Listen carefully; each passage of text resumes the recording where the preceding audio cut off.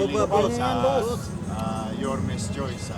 Kahit nung town hall meeting namin, no, ginawa kasama ang mga taong bayan, sabi ko, ako kung kayo ay re-electionista, sabi ko mag-report na lang kayo sa taong bayan.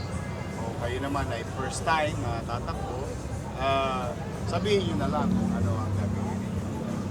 Sabi ko sa kanila, don't engage in mudslinging and all other unnecessary things that may hurt o makasakit ng damdamin ng kapwa o ng kalaban.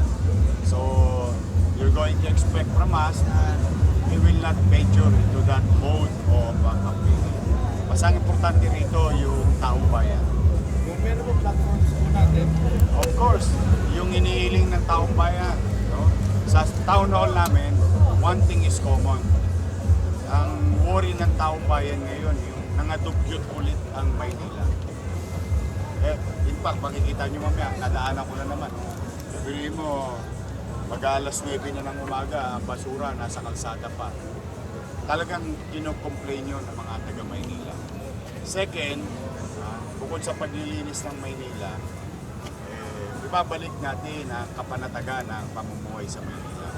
And that's why, as you all know, kung mapapansin nyo lang, bakit tayo sa arte magsisimula. Itong arte, sa mga nagdaang linggo, buwan at taon, ay naging laman ng balita. Dito nakita na parang walang gobyerno sa Maynila. Kaya muling natatakot ang mga nanay at tatay na baka mapahamak ang kanilang mga anak. Dahil yung mga Tolongges, nagbabalikan na sa Maynila. So, I told the people of Manila, pumanatag sila, kaya awan Diyos sa tulong nila, kami ni Chief at ang buong Your Miss Joyce, ibabalik natin ang kapanatagan sa Luzon ng Maynila. Pangatlo, kung ano yung mga nasimulan natin, and pamahalang lungsod, under our watch, Chichi and I, and Your Miss Joyce, magpapatuloy natin yung MBN, Minimum Basic Needs. So, kung ano yung nasimulan na natin, housing, education, healthcare, and jobs, kabuhayan, livelihood ng ating mga batang Maynila. mas matig lang po. About Manila. Yung alam na ng taong bayan yun. Ang importante naman, ako at least, hindi ko alam sa mga manonood.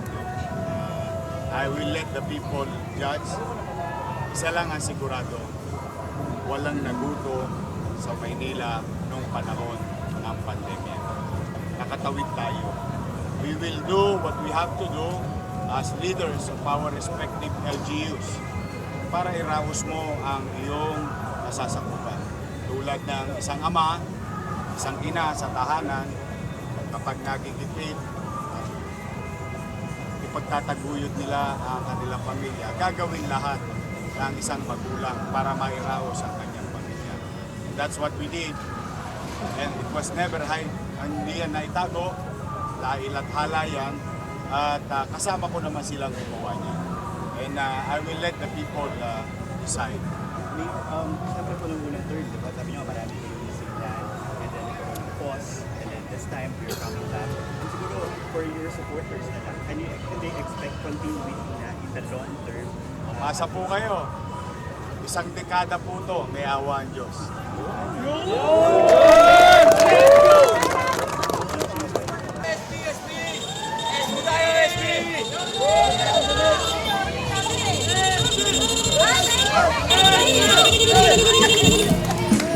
May iba kami event. Call kayo ha. Jerome pa, Jerome. Okay. Mic test. Ayan, sir. Ayan, short na lang po. Kumusta po pala? Okay naman, sobrang saya, sobrang grabe ang reception ng mga tao. Before pa lang pandemic, before pa ng motor day na to, sobrang dami na. Kagabi, sobrang dami sa Paseco, nakaka-overwhelm. Ngayon, sobrang na naman. So, masaya lang kami, buong Team SB.